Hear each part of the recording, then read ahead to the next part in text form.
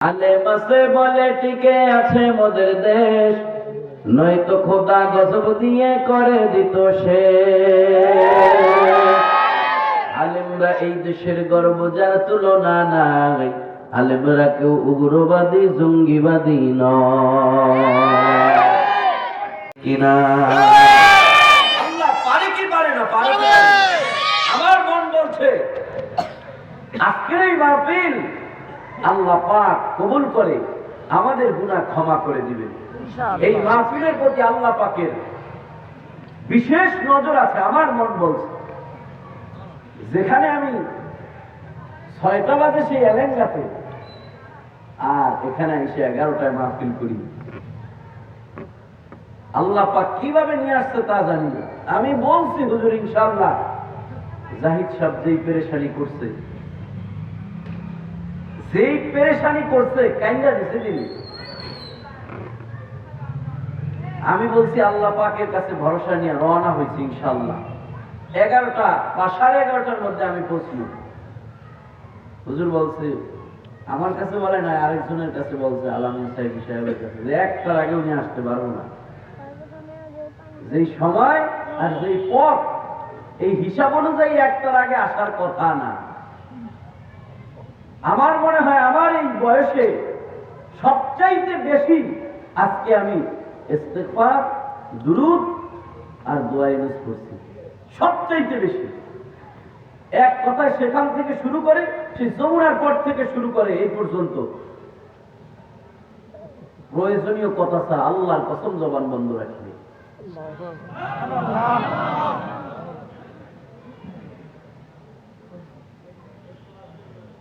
আল্লাহ পাক যেহেতু এই এতগুলো ছাত্রের পাগড়ি দেওয়ার এই দস্তারবন্দির এই মাহফিল, বরকতি মাহফিল নষ্ট করে নাই, তো আমার মন বলছে আল্লাহ পাক এই মাহফিলকে কবুল করবে ইনশাআল্লাহ। আমার মনের আশা এটা। আর আল্লাহ পাকের প্রতি বান্দা যেমন ধারণা করে আল্লাহ তেমনই তার সাথে আচরণ করে। আমরা দোয়া করি আল্লাহ আমাদের এই মাহফিল কবুল করে আমাদেরকে এখান থেকে নিষ্পাপ বানায় পাঠাবে। জোরে বলেন আমিন। মুহতারাম হাজিরিন, আমি আপনাদের সামনে কোরআনুল কারীমের একখানা আয়াত তেলাওয়াত করছি। রাসূলের অসংখ্য হাদিস থেকে ছোট্ট একখানা হাদিসের টুকরা তেলাওয়াত করেছি। আয়াত আর হাদিসের সমন্বয়ে আর স্বল্প সময় কথা বলবো, একেবারেই স্বল্প। আপনাদের ধৈর্য অনুযায়ী যদি আল্লাহ তৌফিক দান করে আর আপনারা যদি শুনতে রাজি হন, আপনারা কি রাজি আছেন? ইনশাআল্লাহ। রাজি না থাকলে মুনাজাত দিয়ে দিব। রাজি আছেন? শুনবেন ইনশাআল্লাহ। মোটামুটি বাড়ির থেকে কি নিয়ত করে আসছেন? আজকে বয়ান কতক্ষণ শুনবেন? মাহফিল শেষ করে যাব। সারা রাত? সারা রাত। বলে আল্লাহ, দুর্গন্ধের মানুষের কলিজা দিয়ে দেয় রাত, কয় সারা রাত বলে বয়ান শুনবো। কেনা করলো সারা রাত? আসলে সারা রাত বয়ান হলে শুনবেন আপনারা? ইনশাআল্লাহ। কি করেনি আসলে শুনবেন? দেখি তো সারা রাত বয়ান হইলে শুনতে রাজি আছে কে কে? হাত তুলে দেয়। আসলে সারা রাত্র বয়ান হবে না, তবে মুমিনেরা ভালো কাজের নিয়ত করার সাথে সাথে আল্লাহ পাক তাদের আমলনামায় সওয়াব দিয়ে দেয়। এই হিসাবে যারা সারা রাত্র বয়ান শোনার নিয়তে হাত উঠাইছেন, অলরেডি আপনাদের আমলনামায় সারা রাত্র বয়ান শোনার সওয়াব চলে আসছে। অনেকে কিন্তু হাত উঠায় না, চালাকি করে যে আমি আগে মাঝখান দিয়ে জামু যায়, এখন মনে মনে কয় ইস কি একটা লস করলাম, হাতটা না উঠে। হ্যাঁ, তারপরে একটা চান্স দেওয়া হোক। কি করেন আপনারা? হবে না সারা রাত্র। যদি হয় তাহলে মাহফিল সারা রাত্র শোনার জন্য রাজি আছে কে কে? নারায়ে তাকবীর, নারায়ে তাকবীর। আল্লাহ কবুল করুক। জোরে বলেন আমিন। সবাই সারা রাত্র শোনার জন্য রাজি। এবার যদি কেউ পাশের টুইটটা দৌড় দেওয়ার টাইম না ধরবেন, প্যান্ট ফুলগুলো মিশে ওর প্যান্টের খুলে লাইন না। মুহতারাম হাজিরিন, আমি আপনাদের সামনে যে কোরআনুল কারীমের তেলাওয়াত, আয়াত তেলাওয়াত করেছি, এই আয়াতের মধ্যে আল্লাহ পাক দুনিয়ার মানুষকে একটা মেসেজ দিছে। অল্প পরিসরে আমি মেসেজটা শুনে ইনশাআল্লাহ বিদায় নিব। আল্লাহ পাক বলেন, ওয়াসারিউ, ও বিশ্ববাসী মানব মণ্ডলী, তোমরা সবাই মিলে প্রতিযোগিতা দিয়া দৌড়াও। কি বলছে আল্লাহ? সবাই মিলে প্রতিযোগিতা দিয়া। আপনারা কি আমার ভাষা বোঝেন? হ্যাঁ, ভাষা না বুঝলে তো আবার বয়ান বুঝবেন না। আমার সাথে একটু কথা বলতে হবে। ভাষা বোঝা যায়? ভাষা না বুঝলে পুরো বেকায়দা না। আমি একবার আপনাদের এই লালমনিরহাটে আসছি তো বহুবারই, একবারের কথা। ঢাকা, গাজীপুর, শ্রীপুর থেকে মাহফিল শেষ করে গাড়ি রওনা দিছি লালমনিরহাট। আস্তে আস্তে একবারে ফজরের কাছাকাছি। তো আমার একটু জরুরতে ধরছে, মানে প্রস্তাবে ধরছে আর কি। তা আমি চিন্তা করলাম ফজরের নামাজ সামনেই, তাহলে ড্রাইভারকে বললাম গাড়িটা একটু থামাও, জরুরত ছেড়ে উঁচু টুচু করে নি। তো আরেক দেশে আসছি, পশ্চিম কোন দিকে একটু জানিয়ে নেওয়া দরকার না? এমনি হুজুর তো দোষের কোনো অভাব নেই। বলে যদি কেউ দেয় যে আমি পশ্চিম দিকে বসি প্রস্তাব করতে, অবস্থা ঠিক থাকবো? কিছু মানুষ আছে হুজুরকে পায়ে পায়ে দোষ ধরে। হুজুর একটু রাস্তা দিয়ে জোরে হাঁটলে কইবো, দেখছো দাওয়াত একটা খায় মনে হয় আরেকটা আছে, কত জোরে জোরে হাঁটে, কথা কয় না? আস্তে হাঁটলেও দোষ, কইবো দেখ মাসের বাড়ি খায়া পেটলে লড়তে হবে, কথা কয় না? তো চিন্তা করলাম আমি আলেম আবার বক্তা মানুষ, বলে যদি কেউ দেয় ওয়াজ কেন এই জায়গায় শেষ করে, তো বেজালে পড়ার দরকার নেই, একটু জিজ্ঞেস করে নি। এক অটো ড্রাইভারে জিজ্ঞেস করলাম, ভাই পশ্চিম কোন দিকে? এবার হুজুর একটু সামনে গেলেই পাইবেন। দেখি আমার বাসা বুঝবে, আমার বাসাও বোঝে না, আমার পশ্চিমও দেখাইতে পারে না, আমি পুরা বিপদে, প্রস্তাবও করতে পারতেছি।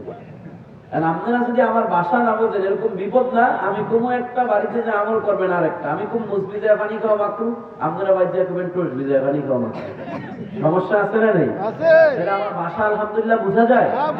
যদি বুঝে থাকেন তাহলে বলেন আল্লাহ সবাই মিলা প্রতিযোগিতা দিয়ে কি দিতে বলছে? আরো জোরে বলেন। আল্লাহ দৌড় দিতে বলছে, আপনারা সবাই দৌড় দিতে রাজি?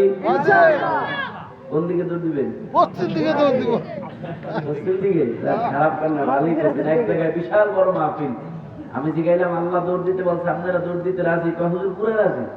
আমি জিগাইলাম কোন দিকে? ওই কোনার এক দূরে একটা বাড়ির দিকে।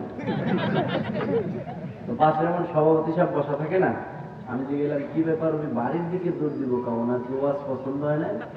সভাপতি আমার কানে কানে একটা, হুজুর ওনার ডায়াবেটিস একটু করা, ওনার প্রস্তাব পায়খানা ধরছে। আপনারা কি গুড়িয়ার মতো এমন কেউ আছেন বাড়ির দিকে দূর দেওয়ার? বরঞ্চ বাড়ি ঘরে যারা আছেন এখনো সময় আছে, তাড়াতাড়ি আজকের এই মাহফিলের দিকে মুনাজাতের আগে আগে দৌড় দেন, ঠিক কিনা বলেন? তো যে আল্লাহ আমাদেরকে দৌড়াতে বললো, কোন দিকে আমরা দৌড়াবো? আল্লাহ বলছে না? আল্লাহ বলেন ওয়াসারিউ ইলা মাগফিরাতিম মির রাব্বিকুম। ও বিশ্ববাসী, মানব মণ্ডলী সবাই মিলে প্রতিযোগিতা দিয়া দৌড়াও। কোন দিকে সবাই মিলে প্রতিযোগিতা দিয়া দৌড়াবো? আল্লাহ আল্লাহ বলে সবাই মিলে প্রতিযোগিতা দিয়া দৌড়াও। ইলা মাগফিরাতিম মির রাব্বিকুম, তোমাদের রবের মাগফিরাতের দিকে দৌড়াও। বীরগঞ্জের মুসলমান আওয়াজ করে বলতে পারেন, হুজুর মাগফিরাত কাকে বলা হয় সেটা তো জানি না, মাগফিরাত কি, এটা আবার কোন জিনিস? মুফাসসিরিন একরাম মাগফিরাতের দুইটা অর্থ লিখেছেন। এক নম্বর, মাগফিরাতের অর্থ হলো নেক আমল। কি আমল? নেক আমল আমাদের দরকার আছে না নাই? নেক আমল আমাদের কেন দরকার? আল্লাহ পাক অন্য এক আয়াতের মধ্যে জানায় দেয়, ইন্নাল্লাযীনা আমানু ওয়া আমিলুস সালিহাতি কানাত লাহুম জান্নাতুল ফিরদাউসি নুজুলা। নিশ্চয়ই যারা ঈমান আনবে আর নেক আমল করবে, ঈমান আর নেক আমলের বিনিময়ে আল্লাহ পাক তাদেরকে জান্নাতুল ফিরদাউস দান করবে। বীরগঞ্জের মুসলমান যুবক ভাই আমার, বৃদ্ধ বাবা, আপনাদের কাছে জানতে চাই, আপনারা জান্নাতুল ফিরদাউসে যেতে চান কি চান না? কারা কারা যেতে চান দু হাত তুলে আল্লাহকে দেখান। ও দয়া মালিক আল্লাহ, রহমতের নজর দিয়া তাকায় দেখে এই বীরগঞ্জের মানুষগুলো দুনিয়ার জান্নাতে বসার পর আখিরাতের সর্বোচ্চ জান্নাত জান্নাতুল ফিরদাউসে বসার আশা পোষণ করেছে। আয় আল্লাহ, দুনিয়ার জান্নাতে যেমন কবুল করেছে, এই উসিলায় আমাদের সবাইকে এইভাবে একসাথে আখিরাতের সর্বোচ্চ জান্নাত জান্নাতুল ফিরদাউসে বসার সুযোগ করে দাও। জোরে বলেন আমিন। আল্লাহ জানে আপনারা জান্নাতুল ফিরদাউস চান, তবে জান্নাতুল ফিরদাউস পাওয়ার জন্য দুইটা জিনিসের দরকার।